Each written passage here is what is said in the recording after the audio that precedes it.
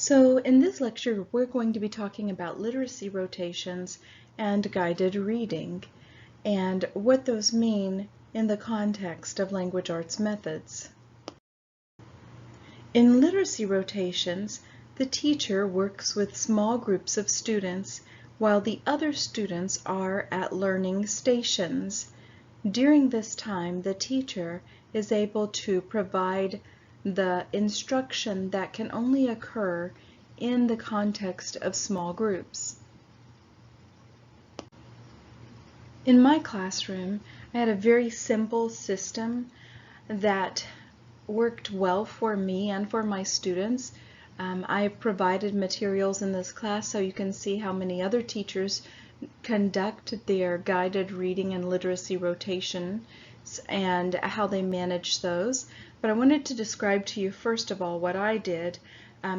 In my classroom, I used a simple system. Other systems can be more complex and used very successfully. In my classroom, I chose to have just 4 groups, and I had a wheel. And my wheel was based on colors. Basically, the students went to various activities which I could change on my wheel, but the thing that never changed was the teacher time. The word study was always there, and the fluency was always there. Now, the third station could be whatever I chose for it to be. It might be computers one week, it might be independent reading and response, it might be literacy circle time. There are various things that can occur here. Now you see that the colors red, blue, green, and yellow are listed on the circle. Basically, my wheel had those 4 colors, and when I rotated, the wheel would rotate. When I rotated the colors, the students would go to the next station. So I typically always started my guided reading, my literacy rotation time, with my lowest group at teacher time. And I liked to have my lowest group be the red group, and that red group would always start with me because they needed me the most. Now, while I was meeting with the red group, the blue group would be the students who are at the Fluency Center. Now, in my class, the blue group represented students who worked very well independently because they were above grade level readers. My green group would be at that 4th station, which for this slide is showing as independent reading and response. The green group were my students who were able to go forward with reading. They were on grade level. And then I had my yellow group, and they would be at word study to begin the literacy rotation time. And the yellow group was my group of readers who were not as far behind as the red, but they also were not on grade level. Now, after I met with the red group and I would give the signal for the literacy rotations to rotate, the yellow group would come to me next. The red would go to fluency, the blue would go to the 4th station, independent reading and response, and the green would move to word study. We're going to talk about what can be done in those stations and in other stations, but you can see that the students rotated. Now, after I had taught the yellow group at my teacher time, which is where you do guided reading, after I taught them for the allotted amount of time, then I would give the signal to rotate, I would turn my color wheel, and the green group would know that they were to come to teacher time, while the other groups would go to the subsequent stations, and so on. Now, I need to give a word of caution. I did my groups based on ability level part of the time. I did not always keep them in these groups. Sometimes the groups were totally randomized, and other times my groups were based on similar interest. It's important not to always have the same students in the same groups, because, for example, your lowest group, they're very well aware that everyone in the group with them is also a struggling reader. We don't want them to come to identify themselves as struggling readers. Also, students from various groups have things to add and to teach each other, so we don't want to always have our groups be homogeneous, and we'll talk about that a little bit more later on. So when you are thinking of doing literacy rotations in your language arts workshop, you first will decide what you want to include. And the way that you decide that is by looking at your unique situation and the resources that you have available and how much time you can allot to literacy rotations within your schedule. I strongly encourage you to have literacy rotations that include guided reading, and I encourage you to do it for a good chunk of time within your language workshop, because this is the time where you as the teacher can do your best teaching of your students. Now, when you think about your resources, some of you may have one computer in your classroom. I've had that situation before in my classroom. Whenever a group went to the independent reading time and independent reading and response center, one of them per day would be allowed to go to have their computer time, so that by the end of the week, every student had been able to be on the computer at least once. I was at another school where I had 4 good working computers. At that school, I kept my group sizes to 4 so that when a group went to the computer station, they could each have their own computer. And I actually had on those computers Mavis Beacon typing program, and I had Rosetta Stone for Spanish. And my students alternated 2 days of the week they practiced their Spanish, and 2 days of the week they practiced their typing. At other schools I wasn't able to do that because we were not able to purchase Rosetta Stone, and I didn't have that many computers. So basically you have to look at what you have and design your literacy rotations around what you do have, and you can make most any situation work and work well. So your first step in going about doing literacy rotations is to divide your students into groups based on your results from testing them. We talked about assessment at the beginning of the class. You can use Jerry John's inventory or a similar informal reading inventory to find out your students' fluency and comprehension levels and to gather information about what they need to be taught. Sometimes your groups are going to be based on maybe the students need to learn to monitor their comprehension. Another time your group may be based on these are the students who are already reading chapter books, so we're going to have them read a chapter book together. You're going to be switching your groups up like we have already talked about. It's good to, I think, at the beginning of the year, begin with them based on ability. However, others do not do their reading rotations that way at all. So it's up to you and what works for you and your students and what you think will work for them. So in some classrooms, what happens is they have maybe 8 literacy rotation groups, and they have many centers, and the groups are heterogeneous.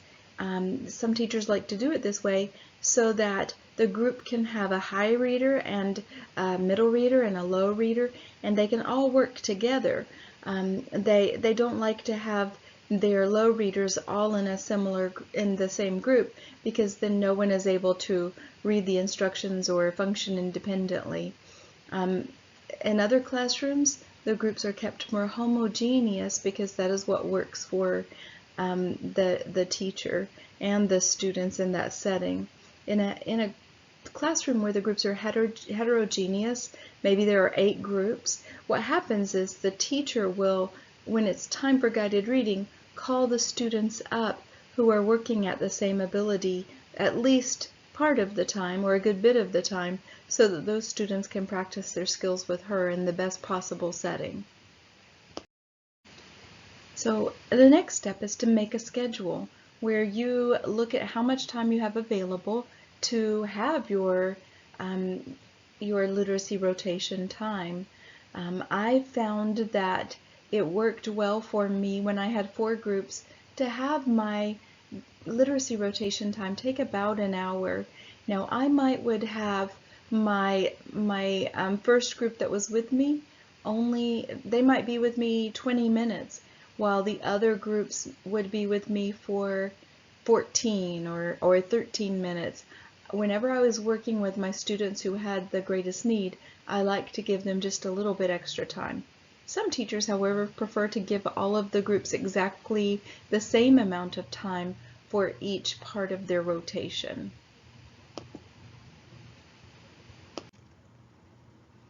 You see here a pretty clever way for students to know which group they will be in on a particular day and where they will be going for literacy centers. If you have only 4 groups and 4 centers, you could have 1 row of centers. I'm not quite sure how this teacher uses the 2 rows. However, I love using the Polaroid shots of the students. This could be great for young children. And here you'll see another example of a way to organize literacy rotations. So when we think about literacy centers and we're trying to decide on which literacy centers to have in our classrooms, people often ask, how many should I have?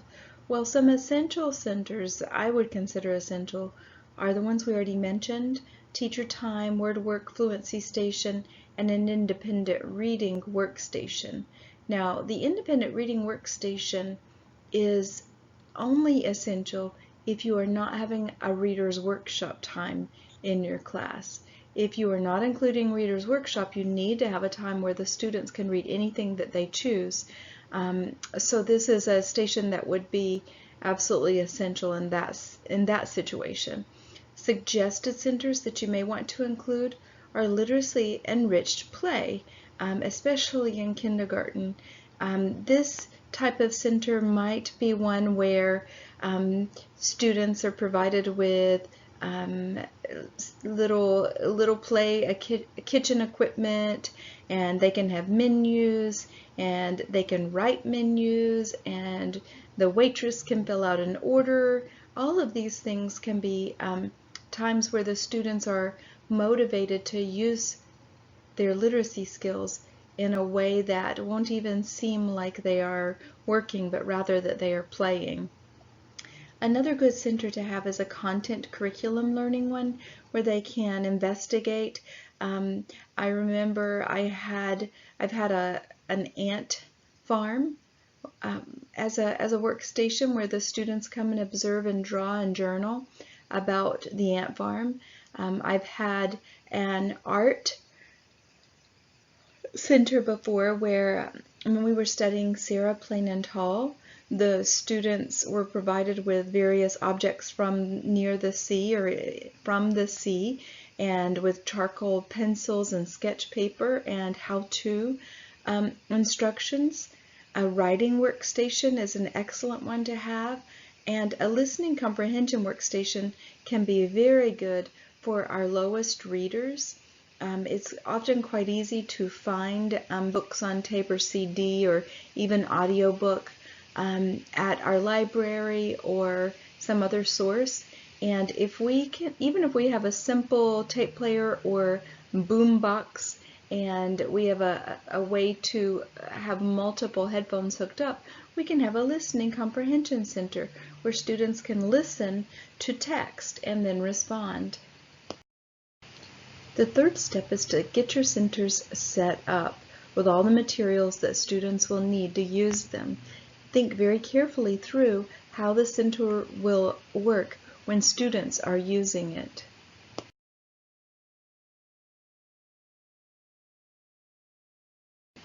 So what does one have at a Word Work Center? the WordWorks Center can have a variety of activities, and those activities will depend on what the students need to work on at their WordWork time.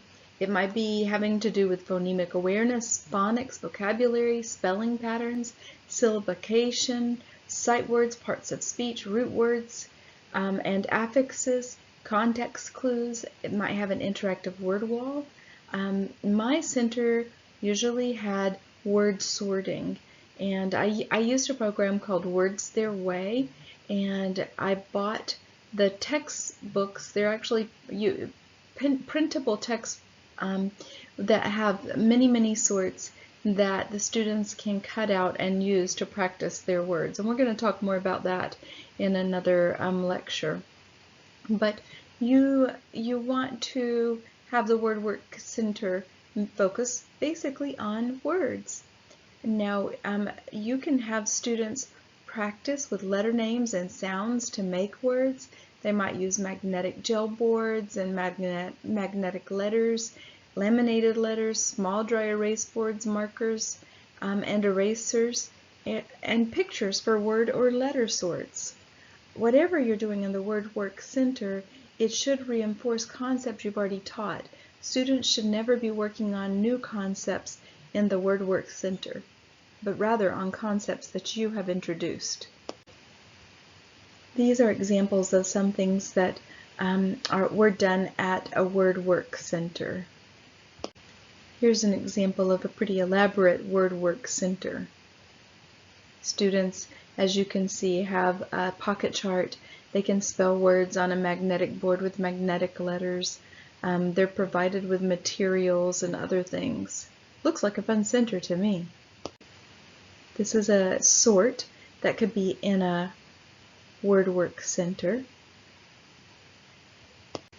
And you can actually purchase word study centers from companies like Lakeshore and other teacher supply companies that would have enough word study activities for much of the school year. A listening comprehension center would have something like you see on the right, an adapter for a radio, a CD or MP3 player, and it might have a table or chairs and bean bags, CDs or some other form of books on tape, and maybe multiple copies of the book. A good listening comprehension center will also have follow-up tasks for the students to complete after they have listened, such as sequencing pictures from the story. They could do an oral retelling and record it. They might write or draw a summary, and they might complete comprehension questions. This is a listening center that is set up on a computer. The students actually would go to the computer and listen with headphones to various books that were available. Now, one of the most important centers and most effective, I believe, with proper training is the Paired Reading Fluency Center. For this center, you need to have a recorder with individual tapes so that students can record themselves reading. You might have lists of sight words or cards. You might have poetry, graded passages, or level books marked for each group. I actually, every Monday, gave all of my students their own passages which were on their independent reading level. They kept those in their folders, their guided reading and literacy rotation folders, and when they came to the Paired Reading Fluency Center, they simply pulled out their passage. They had 2 copies, one for them and one for the person who was listening to them read. And I gave timers, and I had the students record how many words they had correct and mark those on their own graphs. Now, the Vocabulary Center should be helping students review words they've learned, deepen their knowledge about words, and help them to develop a love of learning and respect for words through wordplay. If you look on this page, I have some examples of pundles. This is a fun one to have one in your Vocabulary Center that students can do before they begin another activity. You can see the first one has a walking E and a talking E. This represents the phrase walkie-talkies. This bundle represents, it's got the word ends and it's split or divided in two. This actually represents split ends. And I'm not going to tell you the other two. I'll let you work on learning those, and maybe you can mention it to me at our live session, and I'll tell you if you got them correct.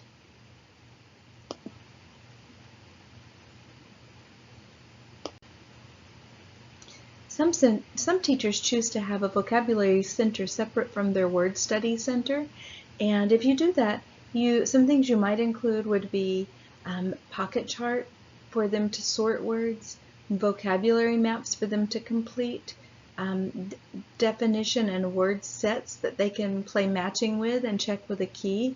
You also would possibly include dictionaries, thesauruses, and a computer for checking something like dictionary.com for meanings. Now here are pictures of some literacy enriched play centers. Vygotsky says that playing involves the child in behavior that creates a new relationship between their field of meaning and the visual field, between situations in thought and real situations. They're very valuable and should be a part of the kindergarten classroom. We spoke a little bit already about content curriculum learning centers. These are excellent. You're going to have students who this is their favorite center because they are very interested in science or whatever content area you are choosing to include. Now the fourth step would be to practice doing literacy rotations with your students. Set up very clear expectations for behavior and for their work. You can use a contract and give points for this time. A tried and true method for having literacy centers is to have them set up in your classroom on the first day, but during the first week you completely ignore those centers and refuse to talk to the children about them. Have them stay out of the centers. That builds anticipation. In the second week you can introduce one center per day, but you don't let them use any. Weeks 3 through 5 you fully explain and model how to use 2 centers per week, and that would include on day 1 going to the center, how the team leader reads the rules and directions and asks questions, how to take places and sit down and wait for the leader to pass out materials. You would discuss consequences for being off task, and how to clean up the center. The 5th step is to make lesson plans for each group who will come to you for guided reading during literacy rotations based on their needs. You should teach and model strategy use during this time. One of the most crucial aspects of literacy rotations is to have student accountability. Students need to see this as a serious work time, and one of the best ways to do that is to have contracts.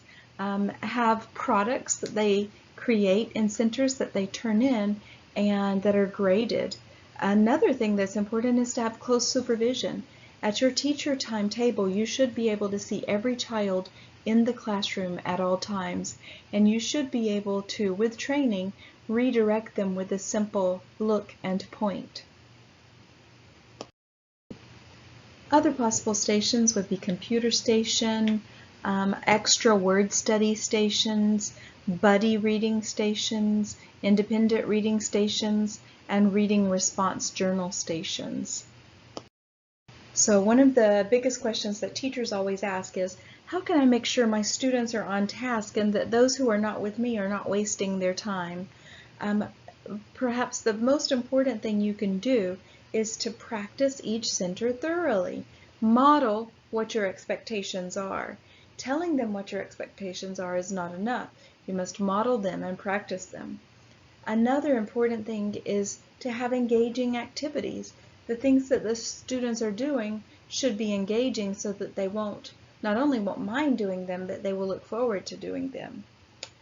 Make sure that you face the entire classroom and can see everywhere from your teacher table, and develop transition signals where you might ding a bell for the switching of groups. Bathroom signals. My students knew exactly how close they could get to my teacher table, and they would hold up their hand with the sign language symbol of T in order to show me that they wanted to go to the toilet, and I would nod at them if that was okay. If I shook my head no, I trained them that they should go and sit down. Usually that would mean that we're all going to be taking a break in the next couple of minutes, and we'll be going to the restroom anyway. Another important thing we can do is to hold our students accountable by having contracts and products that they must turn in and receive points for. All of these are good ways to make sure students are on task. So what is guided reading versus traditional small group time? Guided reading is a time where you are working with students on their individual needs, and during that time your students are going to make leaps and bounds. It's different than just traditional reading time. Some teachers don't even have a small group time, they just have whole class instruction, which is certainly not effective for helping your slowest readers in your class. So it's different definitely from the whole class instruction model, but even teachers who have small groups, guided reading is different than that in that the teacher is very carefully planning the activities that are in each center, as well as making lesson plans for his or her work with each group on each day. One of the most important things to remember is that teacher time is not round robin reading. Round robin reading is one of the least effective things that you can do in your classroom ever. Having one student read and then the next student read and then the next student read results in very bored and frustrated students who don't enjoy reading, and they don't gain skills while they're doing it. Teacher time is rather when students come to you and you have them reading text that is on their instructional level, because you're there to provide support, and you're listening to individual students read while the other students are reading at their own pace. I trained my students that as soon as I turned my chair toward them, they immediately began to read softly, aloud, what they had been reading in their head, and I would just listen to them read for a little bit, and then I would talk to them about what they had read and what they had learned, maybe what strategies they were using. All of these are good ways for our students to practice and learn during the teacher time. So when students do come to sit with you for teacher time, what materials should you use? Well, basically you can use passages or text. One of my favorite things to use were the Reading A to Z books. I can't recommend highly enough getting your own subscription, and most conferences can help teachers by having all interested teachers respond to an email, and those teachers can be bundled together to get a group rate, and their licenses will be held at the conference, but they're able to use them in their own schools. The thing about the teacher time materials, if you're using Reading A to Z, is they only go through 5th grade. However, I use them very successfully with 6th, 7th, and 8th grade with students who were they were at the 5th grade or below 5th grade level in reading, because when we're doing our reading work, we know that our students are going to be at many different levels, and we can't teach them where they should be. We have to teach them where they are. So teacher time materials for the lower grades I found were pretty easy to obtain, especially if you have a Reading A to Z group. But what if you're talking about middle school students? What will they be working with? And the answer to that is I would typically have my students reading a text.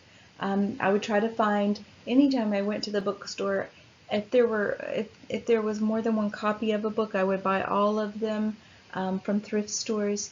And I also would ask for donations of sets of books, and then students could choose what they were most interested in reading.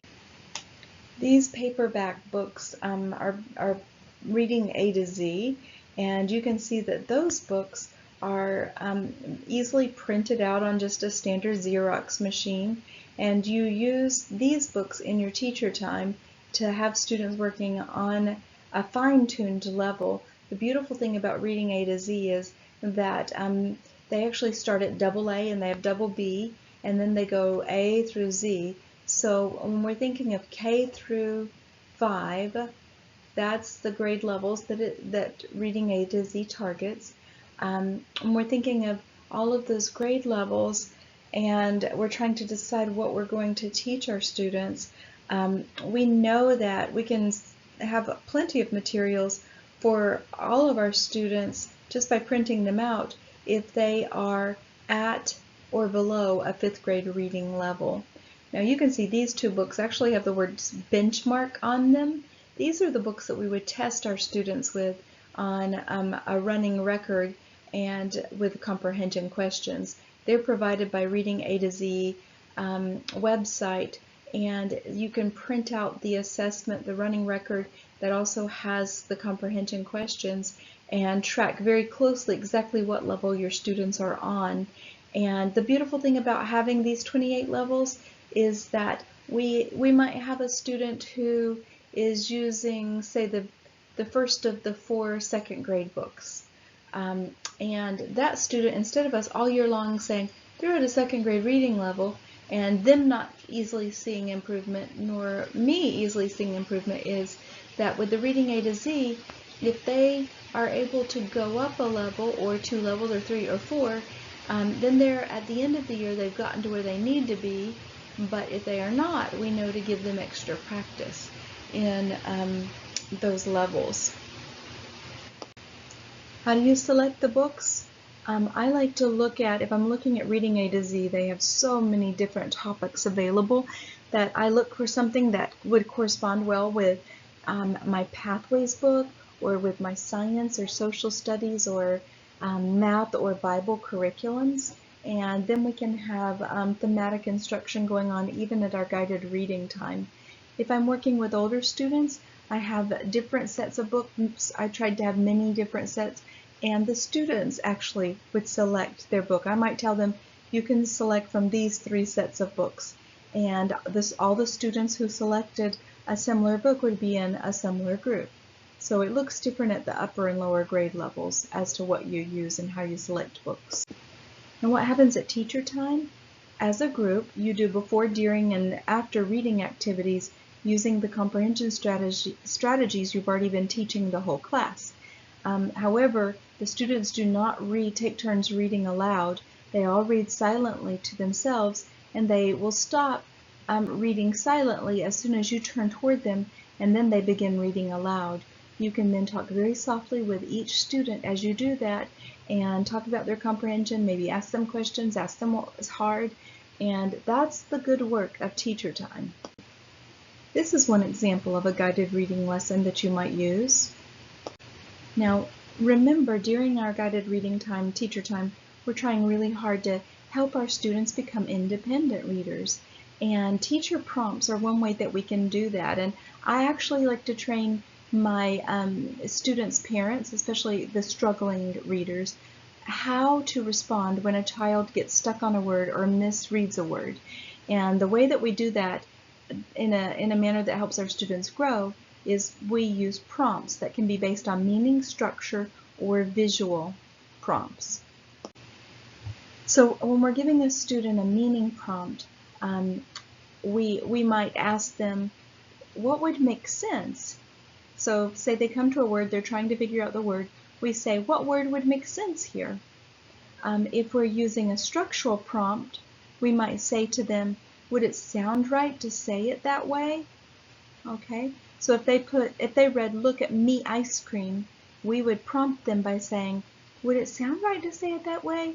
And then the child can learn to do that themselves as they're reading, and they'll go back over that sentence and hopefully be able to decode the word my based on the fact that they figured out that the word me does not make sense. And visual prompts are ones when we say, does it look like the word in the text? So say they say a word and it does not match up to the letters in the text. They've guessed, or they've guessed wrong. Have them match up what they say with what is actually in the text by using the visual clues. So a chart that I had up in my classroom that I always would use, ask the students to use with themselves, and I used it at guided reading time, was ask yourself, does it look right? Does it sound right? And does it make sense? So this is a thing that I got off the internet that I thought was wonderful. If you Google, you can find so many resources to use in teaching your students, especially in the language arts workshop. But this is one that can be shared with parents, and it's a decoding strategy sheet, and it helps the parents know what to do. So if a student says the first letter sound and guesses at the rest, we can remind them of the strategy that good readers read to the end of the word, and we can say, look at the end. Does that match what you said? Any of these strategies can be used very successfully with our students, and it's teaching them the habits of what good readers do. So once again, during teacher time, all of the students at the group are reading silently while you listen to one student read softly and note their strategy use. Another good thing to do at teacher time is you can work on fluency by using poetry and readers' theaters. The entire group can be reading a poem together and be assigned various parts, or you can use a reader's theater and have students practicing their parts, practicing with you, and then you can perform the reader's theater as a group. Another thing that you can do at guided reading time is have your students, say they're reading at the independent reading station, you give them actually a set of sticky notes, and you can use various marking systems. I actually had one that I will be showing you in the live session that I used with my students very successfully. But you could have your strategies labeled with a letter or with a word, and then have the little sticky note flags beside them that match up to color. And the students can, every time they use a strategy, lift up a sticky note and mark it in their book. Then when you're meeting with them at teacher time, you can say, tell me about the strategy that you used while you were reading. They can quickly locate a spot where they used a strategy and talk to you about it. Another important thing that you can do at teacher time is introduce word study activities so that when students are in centers, they're in their word work center, they will understand the concepts. I usually did this on Mondays, and then all week long the students worked on whatever I had introduced them to at the teacher time.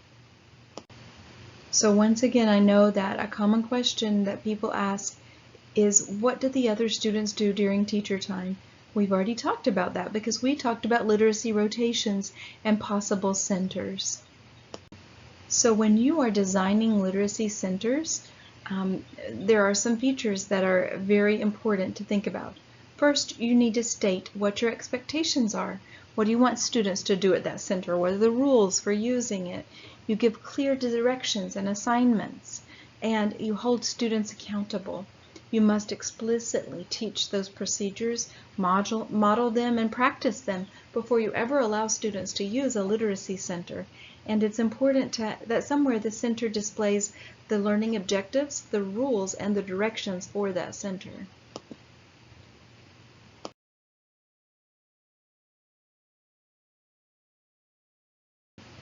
So the next few slides are bonus slides of things we've already talked about. Please go over them and review and see if you have any questions that you would like to ask me during our live session this week.